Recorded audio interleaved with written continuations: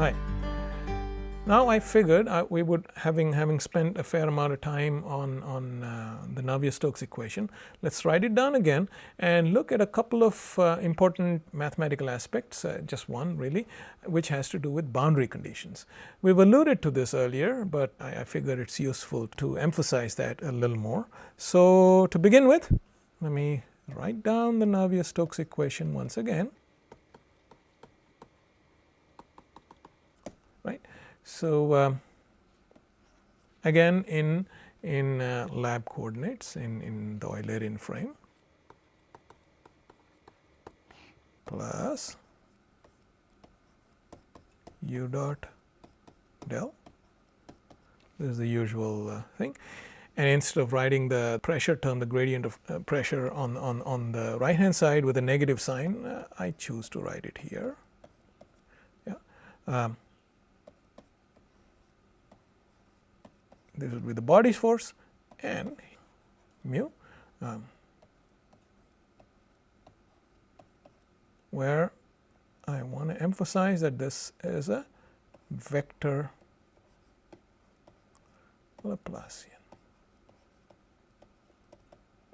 Right? Now, so remember we wrote this down in a few different guises. One of the guises was one where all of this and this were all bundled together in one term, right?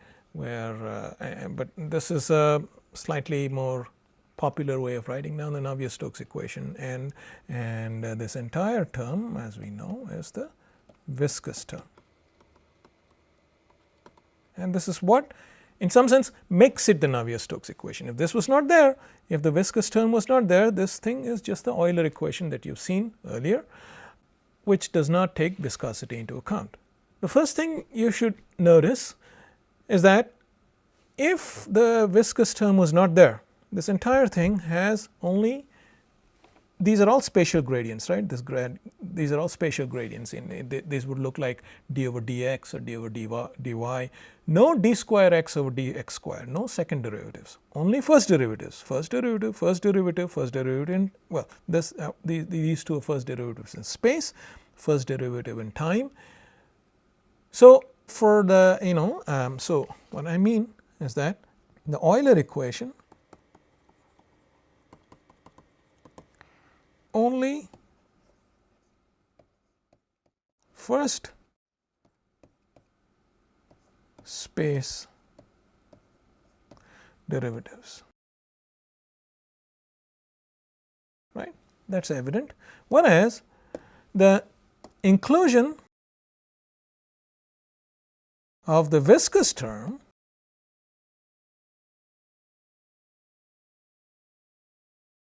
mu, this gives rise to second space derivative. This completely changes the character of the equation. This is the main thing by way of boundary conditions. You have two derivatives, you need two boundary conditions, right? You have one derivative. You remember when we were talking about it's a different equation, but nonetheless when we were talking about, this equation, where this was the velocity potential, that was for inviscid flows. So it did not have the viscous term, but nonetheless the equation was this, and we had two boundary conditions. You remember? We had one boundary condition on the surface of the sphere and one boundary condition at infinity. Sure enough, you need two boundary conditions because you have two derivatives. Similarly, and so I just say that, and I won't confuse things. I'll just erase it here. Okay. So therefore, because you have two boundary conditions, therefore we need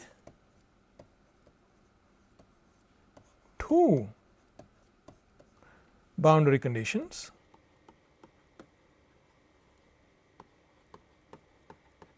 on the velocity, not on the velocity potential, but on the velocity.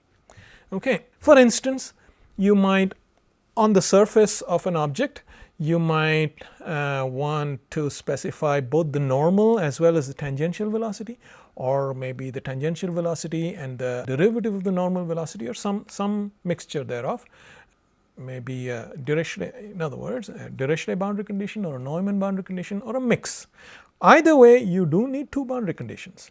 So, the inclusion of the viscous term changes the character of the momentum equation in this way, right. You would suspect this in any case, because you see, when we were talking about purely inviscid flow, you remember we were allowing for when we used the velocity potential and then derived a velocity from that, for inviscid flow,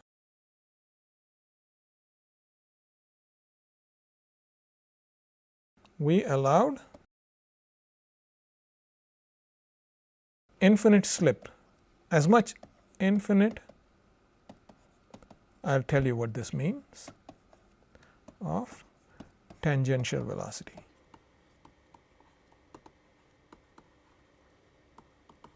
Like so, if you have a sphere, and this we have drawn many times earlier, like so, and like so. Yeah, at the surface of the sphere, you were allowing the fluid to slip as much as it wanted to. Okay, and but that is allowed only for inviscid flows. Okay, you need to specify only one boundary condition on the velocity. Okay, but not so for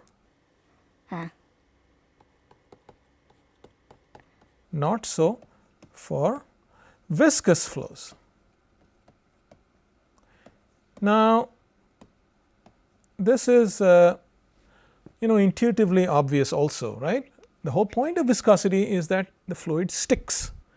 Infinite slip of the tangential velocity. This you cannot you cannot allow for as much of a slip as you want to. The fluid sticks.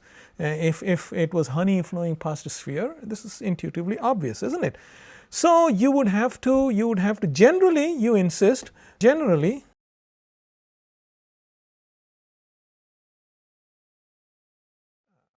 you say that u normal as well as u tangential equal to 0 on the surface when viscosity is included. And you know this, for instance, on a fan blade, right, ceiling fans, you must have seen the dust sticks on the blades of the fan, right. That is because if it was and it all depends upon how smooth, the point is air does have a finite viscosity, okay, even though it's a general, it's mostly inviscid in the bulk flow, but as the blade accumulates oil or something, it does, air does have a finite viscosity, and when even though the blade is rotating, even though the fan blade is rotating, right on the surface, what happens is dust particles do come to a rest. Okay. In other words, the u normal as well as the u tangential are equal to 0 right there, and that is why you see dust sticking, okay, because of finite viscosity. Okay. It does not, if that was not there, the dust would be flying off the blades and you wouldn't have any dust accumulation whatsoever. But you know from everyday observations that dust does stick to the blades of a fan, and that is because of finite viscosity. Okay. So you do invoke, stuff does stick, and so this is one aspect that I wanted to emphasize, the difference between viscous flows and inviscid flows. I wanted to emphasize this. In fact, for inviscid flows, for perfectly inviscid flows, or perfectly inviscid flows which can be, or equivalently potential flows, which we have discussed, where u can be written as, this is a velocity potential, not a gravitational potential, u can be written as the gradient of potential. You can and this was the situation that we discussed, right, where now we are allowing for inference slip, right. So we've written down, if this is so, then del square phi is equal to 0, and you recall that we wrote down the solution for phi and we applied the boundary conditions and got the particular solution for phi, right. Now, if that is the case, you can verify the following. You can apply, knowing the full solution for velocity, you can apply the having known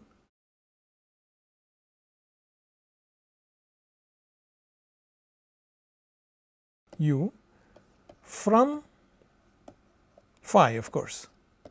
Yeah, you can apply the Bernoulli constant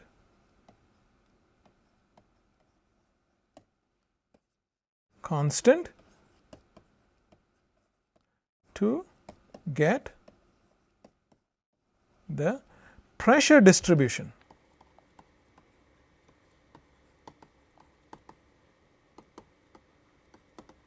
over the entire surface. Okay, you can apply the Bernoulli constant to get the pressure distribution over the entire surface, and if you do this, so in other words, what I really mean is simply say, P, what I mean by this is P plus half rho u squared anywhere, yeah, is simply equal to P infinity at some very large distance plus half rho u squared, where u is this capital U is just the undisturbed velocity at infinity, this one. Okay. If you do this, and the P infinity, P at a very large distance is also known. If you do this, you can determine the pressure distribution everywhere. Yeah. And if you do this, you will find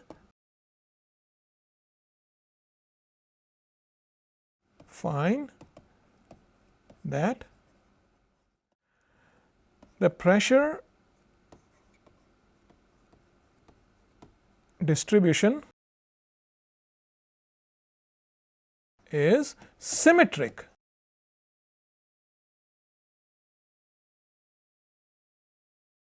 In other words, there is no potential, you see, only if there is an asymmetric pressure distribution, the pressure in the front is different from the pressure at the back, or vice versa, there is some potential for drag, for a drag force. You see, the gradient of pressure is what gives you, a force, right? A gradient of pressure, this is like a force. If there is no gradient of pressure, if the pressure distribution is completely symmetric around a body, there is no scope for force. In other words, there is no scope, so therefore there is no scope for drag. Okay. In other words, a sphere immersed in a perfectly inviscid fluid flowing past it, or equivalently, a sphere moving through a perfectly inviscid fluid does not experience any drag at all. And this was known, and this is opposite to everyday experience. You know that it takes a certain amount of energy, it takes a certain amount of effort to move a body through a fluid, no matter how inviscid it is, right? So this particular thing was called the dAlemberts paradox. The fact that because the pressure distribution is symmetric, and that's simply a consequence of applying Bernoulli constant to the solution of Laplace's equation, which is applicable for perfectly inviscid flows, you find that there is no drag on the sphere, and this is called the dAlemberts paradox. And later on it was discovered that this is because there is no such thing as a perfectly inviscid flow. There is some sticking, there is always some sticking at the surface. You cannot allow for infinite tangential slip. Okay, there is always some sticking at the surface, there is always some viscous effect, and that is what gives rise to the drag. Okay. Now going back, it is not as if there is, it's a little misleading to say there is viscosity or there is no viscosity. It is not exactly like that.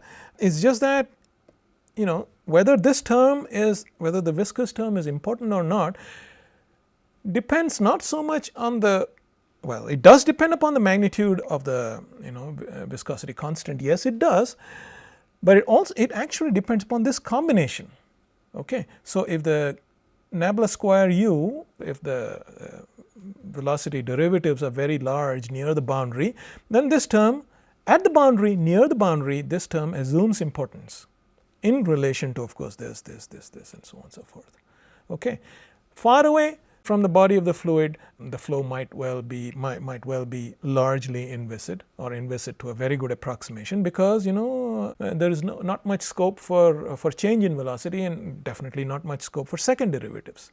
Okay. So, the flow might well be inviscid in the bulk, but when it comes to boundary layers, when you're talking about layers that are close to the boundary that you're considering, this term, like for instance, the blade of the fan right there, or very close to this sphere that we're talking about, this term might well assume importance.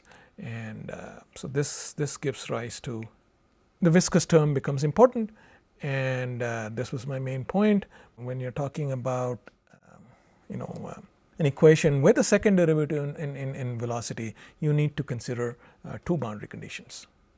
Okay. And generally the two boundary conditions are simply the total velocity goes to 0, both the normal velocity as well as the tangential velocity. Yeah, both of these go to 0 right on the surface.